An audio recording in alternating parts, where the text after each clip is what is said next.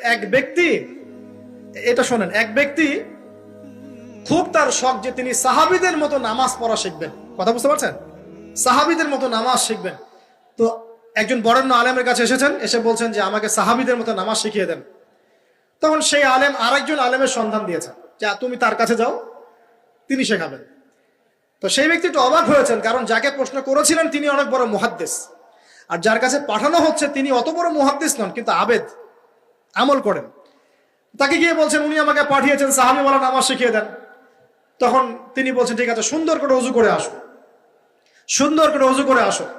ওযু করার সময় খালি খেয়াল রাখবা যে আমি ওযু করছি শুধু আল্লাহর সন্তুষ্টির জন্য। কি খেয়াল রাখবেন? ওযু করছি শুধু আল্লাহকে রাজি খুশি করার জন্য ওযু করছে, আর কোনো উদ্দেশ্য নাই আমার। ওযু করতে যাচ্ছে, তিনি আবার বলছেন দাঁড়াও, শুধু আল্লাহকে রাজি খুশি করার জন্য ওযু করো। আবার শুরু করছেন, আবার বলছেন শোনো, শুধু আল্লাহকে রাজি খুশি করার জন্য ওযু করো। এভাবে বলতেই আছেন, নামাজে দাঁড়িয়ে আছেন, দাঁড়ানোর আগে বলছেন শোনো, শুধু আল্লাহকে রাজি খুশি করার জন্য নামাজ পড়ো। বলতেই আছেন। এক পর্যায়ে সে ব্যক্তি নামাজ শুরু করলো, নামাজে মনোযোগ এদিক ওদিকে যায়, আর তার মাথায় এটা আসে, এই শুধু আল্লাহকে রাজি খুশি করার জন্য আমাকে নামাজ পড়তে হবে, শুধু আল্লাহকে রাজি খুশি করার জন্য নামাজ পড়তে হবে। এই চিন্তা তার মনের মধ্যে ঘুরপাক খাচ্ছে। এভাবে নামাজটা সে শেষ করেছে। শেষ করে চিন্তা করছে যে নামাজ তো পুরোপুরি মনোযোগ দিতে পারলাম না, বারবার মাথার মধ্যে এরকম চিন্তা আসছে, আল্লাহ আমাকে তো মাফ করে দাও, নামাজটা আমার মনে হলো না ঠিক মতো। তখন সে ফিরে এসে তার সে ওস্তাদকে বলছেন আমার তো নামাজ এরকম করে পড়লাম, কিন্তু শেষমেশ মনে হলো যে নামাজটা হয়তো কবুল হয় নাই, আল্লাহর কাছে খুব মাফ চাইলাম, আল্লাহ আমাকে মাফ করে দাও, নামাজটা মনে হলো না। তখন সেই যে প্রথম ব্যক্তি যিনি পাঠিয়েছেন তিনি বলছেন এটাই হলো সাহাবী বলা নামাজ। তারা আল্লাহকে রাজি খুশি করার জন্য নামাজ পড়তেন, নামাজ শেষ করে আল্লাহর কাছে ইস্তেগফার করতেন, আল্লাহ কিছুই হলো না, কিছুই হলো না। আমার কথা কি বুঝতে পারছেন?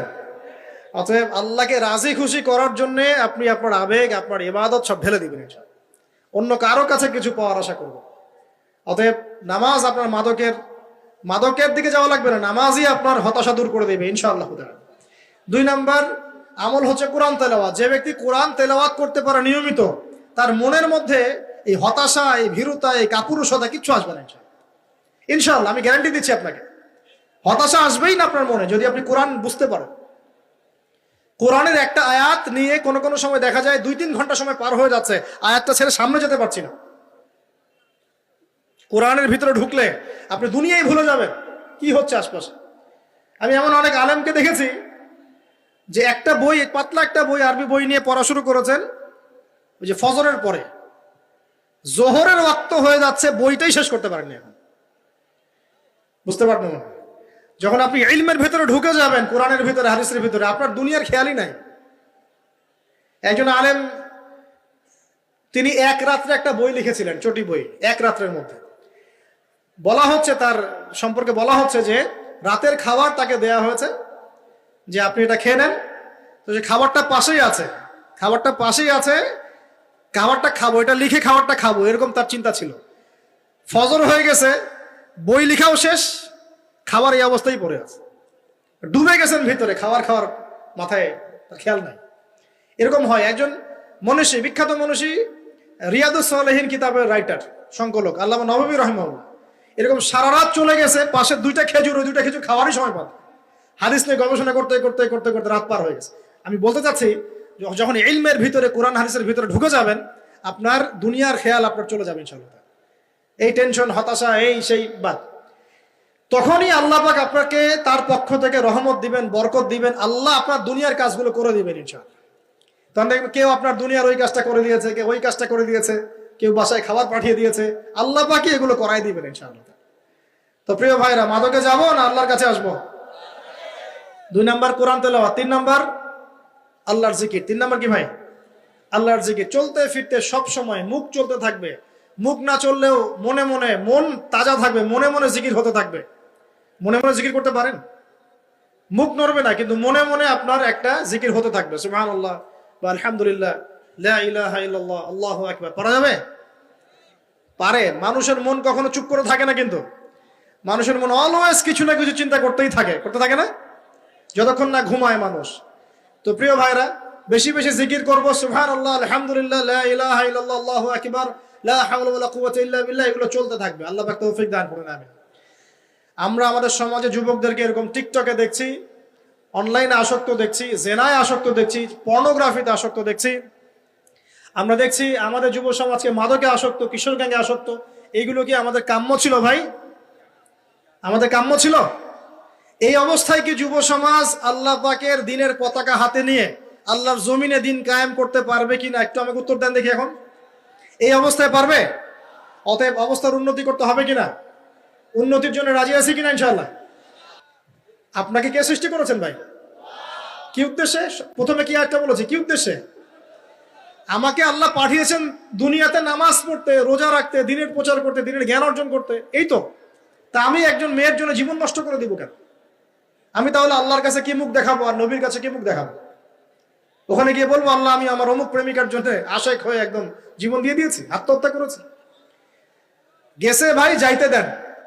যে ব্যক্তি আপনার অবস্থানকে মূল্যায়ন করে নাই সে আপনার যোগ্য ছিল না। এখন আপনি কি করবেন? নিজের অবস্থান উন্নত করেন, আপনার পিছনে লাইন ধরে ঘুরবে ইনশাআল্লাহ। এটাই বাস্তবতা। দুনিয়া খুব খারাপ জিনিস। মানুষ মানুষের অবস্থানকে মূল্যায়ন করে, মানুষ মানুষের অবস্থানকেই মূল্যায়ন করে, কিন্তু আল্লাহ রাব্বুল আলামিন আপনাকে সর্বাবস্থায় ভালোবাসেন। আলহামদুলিল্লাহ। এই যে আমরা এখন অনেক পাপ করছি না, আল্লাহ কি আমাদেরকে আযাব দিয়ে ধ্বংস করে দিয়েছেন? আল্লাহ পাক এখনো আমাদেরকে ভালোবাসেন, রহম করেন, অপেক্ষায় আল্লাহ পাক অপেক্ষা করছেন কখন তওবা করবে, আমি তওবা কবুল করব। এই কখন আমার বান্দা খালি একবার বলে আস্তাগফিরুল্লাহ, আল্লাহ পাক সাথে সাথে মাফ করে দেবেন ইনশাআল্লাহ। আর সেই আল্লাহকে ভুলে আপনি কার পিছনে ছুটছেন? আমরা কিন্তু নিয়াত করতে পারি ভাই যে আমরা যারা ওয়াজ শুনলাম জীবনে কোনোদিন সিগারেটে হাত দিব না ইনশাআল্লাহ। রাজি আছি ভাই? অন্য বড় বড় জিনিস তো বহু দূরের কথা। আচ্ছা, অনেকে রাজি হয় নাই কেন? আপনারা কি অলরেডি আসক্ত? আমি অনেক ভাইকে দেখেছি মাশাআল্লাহ ইফতার খুলেই একদম বেনসন টানা শুরু করে। হ্যাঁ, এটা যে হারাম আপনাদের কেউ ওয়াজ করে শোনায় নাই? এটাকে কি মনে করেন আপনারা, হারাম না হালাল? কেউ বলেছে মাকরু, নাকি মাকরু ফতোয়া দিয়েছে? মাকরু শব্দের অর্থ জানেন আপনি? মাকরু শব্দের অর্থ কি একটু শোনেন। সূরা বনী ইসরাইল খুলবেন। কোন সূরা? সূরা বনী ইসরাইল। আল্লাহ পাক বলছেন আমি বনু ইসরাইলকে এই কাজগুলো করতে নিষেধ করেছিলাম। কোন কোন কাজ? জেনা করো না, জেনার ধার কাছে যেও না, এতিমের মাল আত্মসাৎ করো না, শিরিক করো না, ইত্যাদি। যারা আলেম আছেন তারা আমার কথা বুঝবেন। এই কাজগুলোর পরে আল্লাহ পাক বলছেন যে এই প্রত্যেকটা কাজ আল্লাহর কাছে মাকরুহ, অপছন্দের। কিসের? অপছন্দের। তাহলে এটাকে আপনি সহজ মনে করছেন? নিয়াত করি আল্লাহ পাকের সন্তুষ্টির জন্য আমরা কোনোদিনও মাদকের সাথে সম্পৃক্ত হব না ইনশাআল্লাহ। আর বিশ্বাস করেন, শুধুমাত্র মাদকদ্রব্য নিয়ন্ত্রণ অধিদপ্তর এই আইন কানুন এগুলো দিয়ে, জরিমানা দিয়ে মানুষকে মাদক ছাড়ানো যাচ্ছে না, যাবে না। কেন যাবে না এটা আপনারা খুব ভালো করেই জানেন, আমি বলতে চাচ্ছি না। অনেক সময় মাদক বিরোধী কনসার্ট করে মানুষ, মাদক বিরোধী কনসার্টে ওঠার আগে এক বোতল ডাইল খেয়ে আসে আগে। এগুলো কি বাস্তব কথা বলছি না অবাস্তব কথা বলছি? আমাদের যুবক ভাইরা কোশ্চিন কালেও মাদকের ধার কাছে যাবেন না ইনশাআল্লাহ। একটা হাদিস খালি মনে রাখেন, একটা, এই হাদিসটা মনে রাখেন। নবী সাল্লাল্লাহু আলাইহি ওয়াসাল্লাম বলেছেন কেউ যদি মাদকদ্রব্য সেবন করে তার 40 দিনের নামাজ কবুল হবে না। সিগারেট একটা খেয়েছি, 40 দিন নামাজ নাই। এরপর যদি সে তওবা করে আল্লাহ মাফ করে দিবে ইনশাআল্লাহ। আবার যদি মাদক খায় আবার 40 দিন কবুল হবে না। যদি আবার তওবা করে আল্লাহ মাফ করে দিবেন। আবারও যদি খায় আবারও 40 দিন কবুল হবে না। আবারও তওবা করলে আল্লাহ আবার মাফ করে দিবেন। চতুর্থবার সে যদি মাদক খায়, আল্লাহ রাসূল সাল্লাল্লাহু আলাইহি ওয়াসাল্লাম বলছেন আল্লাহ পাক কিয়ামতের মাঠে তাকে তিনাতুল খাবাল পান করাবেন। কি পান করাবেন? তিনাতুল খাবাল। সাহাবীরা বললেন ইয়া রাসূলুল্লাহ এটা কি? তিনাতুল খাবাল কি? নবী সাল্লাল্লাহু আলাইহি ওয়াসাল্লাম বলছেন এটা হচ্ছে জাহান্নামীদেরকে আযাব দেওয়ার পর তাদের রক্ত মাংসের যে পুঁজ বের হবে, এই যে ড্রিঙ্কস, জাহান্নামের হার্ড ড্রিঙ্কস, এই ড্রিঙ্কস এর নাম হলো তিনাতুল খাবাল। আল্লাহ পাক আমাদের সবাইকে মাদক থেকে বাঁচিয়ে রাখুন। হতাশা মাদক দিয়ে দূর হয় না। হতাশা দূর হবে, বলে দিব, 3টা জিনিস, মাত্র 3টা। কয়টা ভাই? 1, 5 ওয়াক্ত নামাজ। এক কি? নামাজে আপনি ওযু করে সিজদা দেন, ইনশাআল্লাহ আপনার মনে প্রশান্তি না আসলে আমাকে এসে বলেন যে আসে নাই।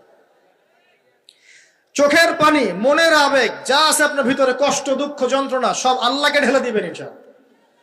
নিজের আবেগ ধরে রাখবেন এখানে, আপনি আল্লাহর জন্য ঢেলে দিবেন। মানুষকে আবেগ দেখে কি লাভ? মানুষ আপনার চোখের পানির মর্ম বুঝবে? মানুষ কি মানুষের চোখের পানির মর্ম বুঝে?